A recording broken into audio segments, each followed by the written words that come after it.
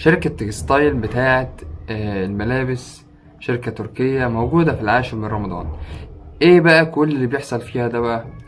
عاملين مظاهرات وانقلاب على إدارة الشركة. طب ايه اللي وصل الموضوع لكده؟ وايه خلى العمال كلها تقف في الوقفة الاحتجاجية دي؟ العمال بتقول ان هما الموظفين ما خدوش العلاوة السنوية بتاعتهم الجديدة. طبعا معروف في القانون العمل المصري ان في زيادة في شهر واحد بتنزل للناس على مرتبها اضافي سنة، كل في زيادة سنوية يعني من حق اي حد. فهم تقريبا بقى ما نزلوش لهم العلاوة دي، فطبعا استبروا. المفروض انها بتنزل في شهر واحد لحد شهر اتنين اهو، مفيش حاجة نزلت. قالوا خلاص مفيش حل ان احنا نعمل ايه، نعمل عليهم مظاهرات بقى وخلاص وزي ما تيجي.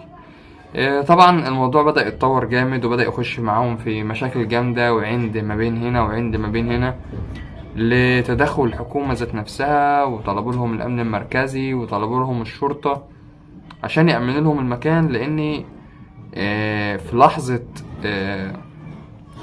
ثوران الناس ممكن يخربوا الدنيا، ممكن تخرب كل حاجة من غير ما تعرف، من غير ما تاخد بالك، وترجع تندم على كل حاجة انت بتعملها.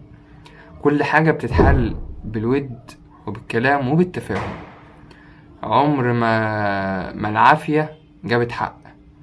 ولو هما يعني مقررين ان هما ما يدوش زيادة سنوية السنة دي، بعد اللي حصل ده مش هيدوا برضه. فبقى يعني اللي قدامه فرصة في اي مكان، يعني اي حد ايا كان في مكان مش عاجبه مرتبه، قدامه فرصة ان هو يدور على فرصة تانية اعلى بمرتب اعلى في مكان تاني. يعني انا مثلا ولو يكن انا عامل قدر المرتبات عندي لو يكن 10,000 جنيه، فال10,000 جنيه دول حلوين لناس ووحشين لناس. انت شايف ال10,000 دول مش حلوين ليك، ما تشتكيش. ما تشتكيش للناس وما تشتكيش للإدارة وما تشتكيش، لأن هو ده آخرهم، ده ليميت معين هم حاطينه. فانت تعمل ايه بقى؟ انت تدور على حاجة تانية. مش بقولك كده عشان خاطر ان انت ما تقولش انا حقي، لا، دور على حقك. مادام ما نزلكش الزيادة السنوية، لا، دور على حقك واعمل شكاوي في مكتب عمل موجود، روح اشتكي حقك، لكن من غير ما تخرب حاجة. لان حرام ان انت كنت انت سبب من اسباب مثلا ان الكيان بتاع الشركة يكبر، وفي الاخر انت تكون بتخربه بايدك.